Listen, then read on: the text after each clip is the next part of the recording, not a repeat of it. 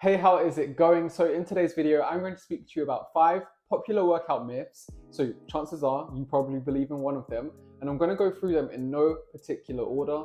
So let's just get stuck straight in. And I just quickly want to say, if you're not subscribed to the channel already, then please do subscribe as it helps immensely. And the first popular workout myth that you might believe is the fact that you think more muscular soreness equals a better workout, whereas this isn't actually the case. More muscle soreness doesn't necessarily mean you had a better workout. And in fact, you can have too much muscular soreness, because if you have too much, then that means you're not going to be able to work out for a while, especially if you're sore for like 5, 6, 7, 8 days. If anything, that shows that you went way too hard. So to this, you might be wondering, okay, if I shouldn't be chasing muscular soreness, what should I be chasing? How do I know if I had a good workout or not? And to that, I would say whether or not you could do more reps than before in a specific exercise, if you lifted more weight than before, and if you had better form than before. So those are 3 things that you are much better off chasing over muscular soreness. So the second popular workout myth that you might be believing is the fact that you think if you sweat more within a workout, then you're having a much better workout. And I understand it can feel quite satisfying to get a sweat on when you're working out, but just like the muscular soreness, it doesn't necessarily correlate with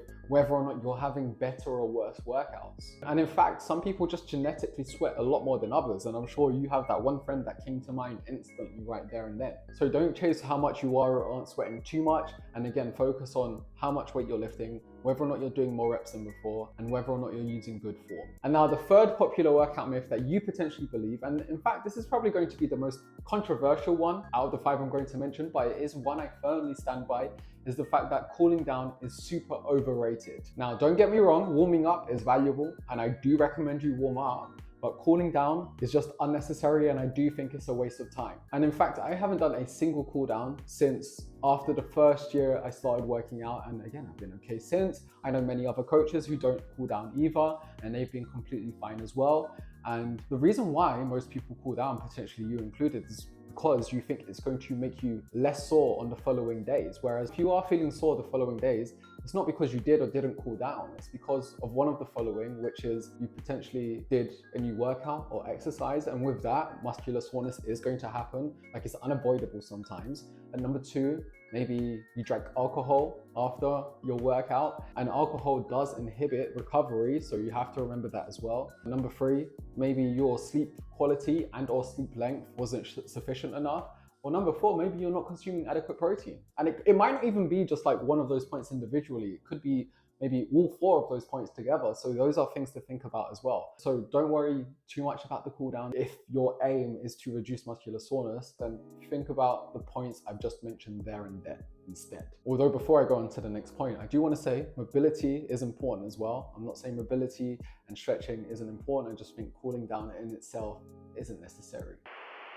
I just quickly wanted to interrupt this video to let you know about my free workout plan, which you can find via the link in the caption of this video. And that link is going to take you to my website, and then on my website, you can grab it for free.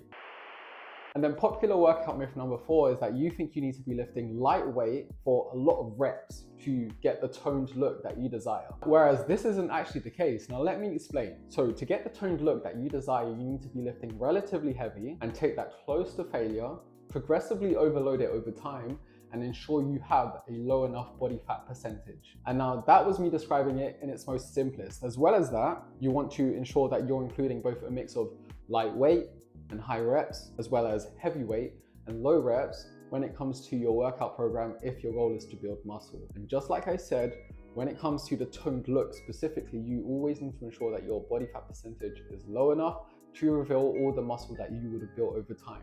If you just try to cut down and have a low body fat percentage without the muscle being there, either you might just end up with what is called a skinny fat look. So you do need both adequate muscle and a low enough body fat percentage. It can't just be the one. And then the final popular workout myth that you potentially believe is the fact that you think cardio is the best form of exercise for fat loss.